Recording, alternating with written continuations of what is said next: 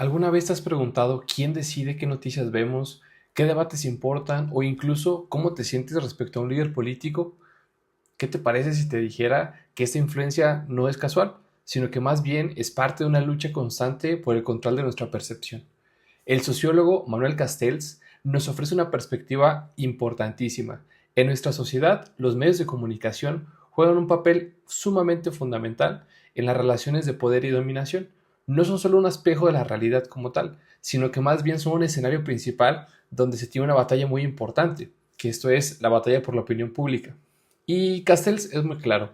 La forma en que las personas piensan determina el destino de las normas y los valores sobre los que se van construyendo las sociedades. Y en ese sentido, la construcción, hablando de los medios de comunicación, son decisivos, ya que la formación de la opinión pública, que a su vez va condicionando la decisión política, es algo que es súper importantísimo para los medios. Piénsalo, ¿cuántas veces en la política un candidato o un problema solo parece existir cuando aparece alguien en la televisión o en la portada de un gran diario, de un gran noticiero?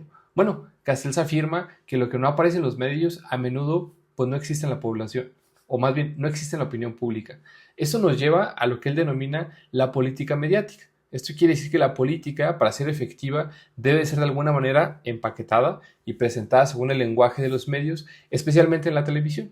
Imágenes muy impactantes, mensajes que están muy sencillos y bueno, tiene que haber consecuencias directas. Esto es como una especie de personalización de la política. Nos vamos enfocando en líderes que se venden bien, que tienen carisma, que proyectan ciertos valores en las pantallas. Vaya, que la imagen va primordiando sobre cualquier contenido. Vamos a pensar en un ejemplo de poder tradicional. Pensemos en cómo las cadenas de televisión, que suelen tener algunas una línea editorial muy marcada, pueden ir impulsando la agenda de ciertos grupos de poder, destacando algunas noticias y dejando de lado otras o minimizándolas. También se van presentando los candidatos de forma muy favorable algunas veces. Y bueno, en ese juego mediático, si la imagen es todo, pues ¿cuál es el arma más importante? Según Castells, la destrucción de credibilidad y el asesinato del otro personaje. Esto va fomentando una especie de política del escándalo, ¿no? Incluso cierta información perjudicial, real, fabricada, se puede ir filtrando y se puede ir manipulando para que sea difundida de manera masiva. Y bueno, hablando de poder y escándalo, hay que decir que la filtración selectiva de documentos o conversaciones privadas que se usan para dañar la reputación de un oponente político, casi siempre antes de algunas elecciones, hay un objetivo claro, que se vaya minando el apoyo público. Pero Castells advierte un efecto a más largo plazo. Es una constante exposición a escándalos, va generando desconfianza hacia los políticos, hacia los partidos, hacia el sistema político en general, y se va teniendo una crisis de legitimidad.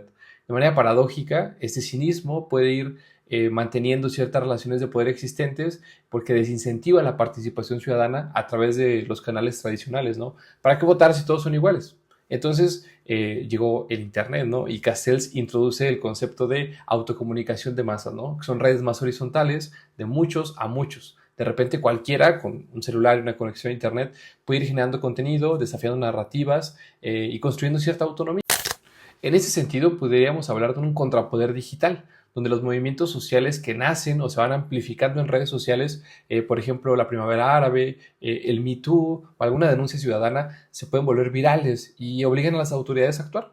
Así que vamos viendo cómo ciertos individuos o ciertos grupos pueden desafiar el poder establecido utilizando precisamente estas herramientas.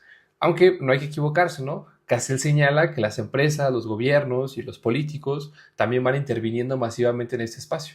Las grandes corporaciones mediáticas invierten un montón de dinero en las plataformas online, van metiendo publicidad, ejercen control sobre el contenido mediante, no sé, derechos de autor, términos de servicio. Entonces hay una coexistencia e interconexión entre los medios tradicionales y los nuevos medios. Los actores políticos, las empresas, los activistas van buscando crear ciertos puentes entre ambos mundos para obviamente maximizar su influencia.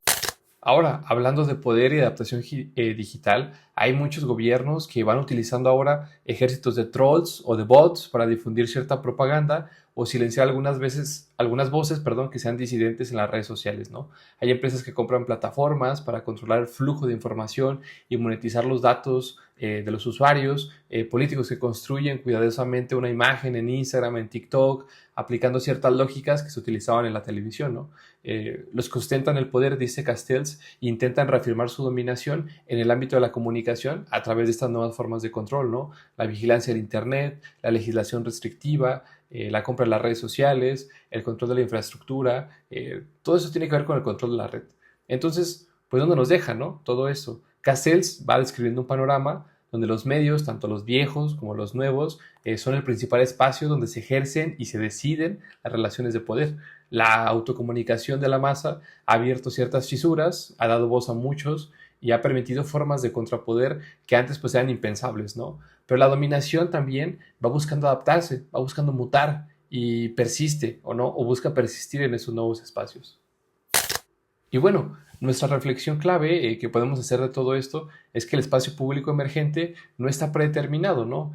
Va dependiendo de una lucha continua por la opinión pública, por la opinión libre, por la transparencia, por el acceso equitativo a la información y claramente a la capacidad de comunicar, ¿no? Entonces, la próxima vez que estemos navegando por redes, que estemos viendo alguna noticia o escuchemos a algún político en cualquier lado, deberíamos de preguntarnos quién se beneficia con este mensaje, ¿no? ¿Qué narrativas se están construyendo? ¿Cuál es mi papel incluso como ciudadano en este entramado complejo de poder y de comunicación? La batalla por la opinión pública, en este sentido, es en esencia una batalla por el futuro, pues, de cualquier sociedad, ¿no? Así que eso es todo por hoy. Muchas gracias.